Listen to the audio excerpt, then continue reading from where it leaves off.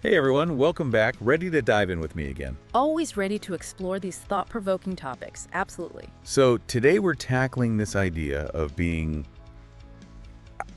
out of touch. Out of touch. Yeah. It's something we throw around a lot, especially when talking about, well, those in charge.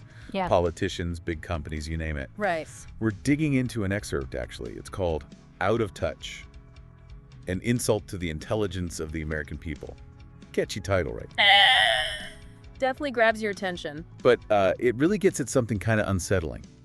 This feeling that sometimes decisions being made or even things being said aren't just clueless, I see what you mean. Like they almost feel like an insult. Yeah, like they underestimate our ability to grasp what's really going on. Exactly. It's almost like they're saying, you're not smart enough to get it. Ouch. Yeah, it can feel like that. All right, so before we get too deep, let's unpack this whole out of touch thing. What are we really talking about here? Well, I think this source goes beyond just being unaware, right? Like, it's not simply about being clueless. Right. It digs into the consequences of that disconnect, the potential for real harm, really.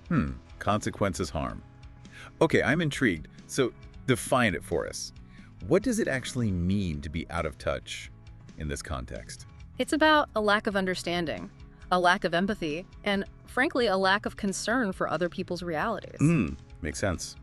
And, the source highlights how this shows up, like in very specific decisions that put certain interests first. Okay, so we're talking about decisions that actually hurt the public or, well, a big chunk of it. Exactly. It's like they're prioritizing the few over the many. Can you give us an example, like something specific from the source, something that illustrates this out of touch decision making? Absolutely. The source points to the 2017 tax cuts. Remember those? Oh, yeah, sure. Well, they were presented as beneficial, for all Americans, supposed to boost the economy for everyone. Right. Kind of a rising tide lifts all boats Yeah. situation. Exactly. But then analyses came out and, well, they revealed a different story. Turns out they mostly benefited corporations and the already wealthy. So not really lifting all boats. Not quite. And what's worse, they did very little to actually address the economic anxieties of the middle class, the working class.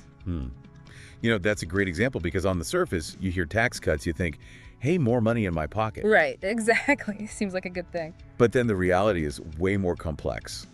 And it kind of highlights that gap between what's being said and what people are actually experiencing. Exactly. And that's where that insult factor comes in. Right. So talk to us about that. Why does the source call this an insult to the intelligence of the American people? Well, the argument is this. When these sorts of decisions are made, when these things happen, it sends a message. Okay, a message. A message that those in power just don't think the public is perceptive enough to understand the true implications. So it's like they're saying, oh, you won't notice or you won't get it. Exactly, like we're being told, oh, you're imagining things, that problem you're facing, it's not real. When it's staring you right in the face. Exactly, it's like being gaslighted on a national scale. Wow, that's a powerful image. So let's talk about the effects of that, not just the political ramifications, but the emotional impact on individuals. What happens when people constantly feel like their struggles are being, ignored or even denied? The source actually delves into some interesting research on this. It suggests that feeling unheard and dismissed can lead to some really negative psychological effects. Okay, such as? While feelings of powerlessness, alienation, even cynicism, you start to feel like your voice doesn't matter. You feel invisible. Precisely. Imagine, struggling to make ends meet, to put food on the table, but constantly being told the economy is booming. Right, like your lived reality doesn't match the narrative. Exactly. That disconnect can be incredibly demoralizing, It just erodes trust in institutions and those who are supposed to represent you. This is making me think of a time I was dealing with, like a bureaucratic nightmare, getting the runaround from some government agency. And no matter how I explained my situation, I just felt completely dismissed. It was infuriating, left me feeling totally helpless.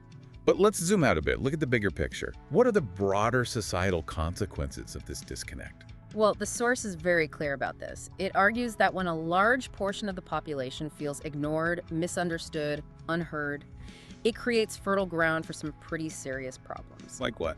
It fuels political polarization, for one. It erodes social cohesion, the sense of shared purpose, and even worse, it can lead to disengagement from the democratic process. So it's not just about feeling frustrated on a personal level. It can actually impact our civic participation. Absolutely. People start to feel like, why bother? My voice doesn't matter anyway. Exactly. Apathy sets in. So given all of this, the big question becomes, what can we do about it? How do we bridge this gap? Well, the source doesn't offer like a simple solution, a magic bullet. Right, because there probably isn't one, is there? Probably not. But it does emphasize the need for a multi-pronged approach. And the first thing, the most important thing, is that those in power need to prioritize active listening. Okay, active listening, so not just pretending to listen, right? Exactly. Really engaging with diverse communities.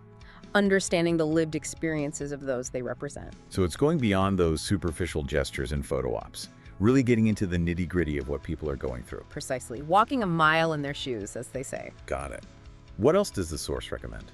Transparency and accountability are key.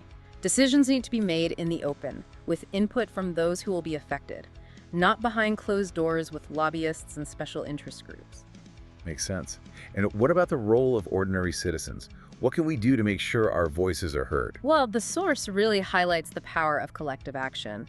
Joining community organizations, getting involved in advocacy efforts, even using social media to amplify concerns. So it's about taking that frustration, that feeling of being unheard, and channeling it into something productive. Exactly. It's about being active participants in shaping our society, not just passive observers. It's about reclaiming that sense of agency. That's a powerful message. It really is, and it requires all of us to be informed, engaged, and ready to challenge the status quo. You know, this deep dive has really underscored just how important it is to bridge this gap, between those in power and everyday citizens.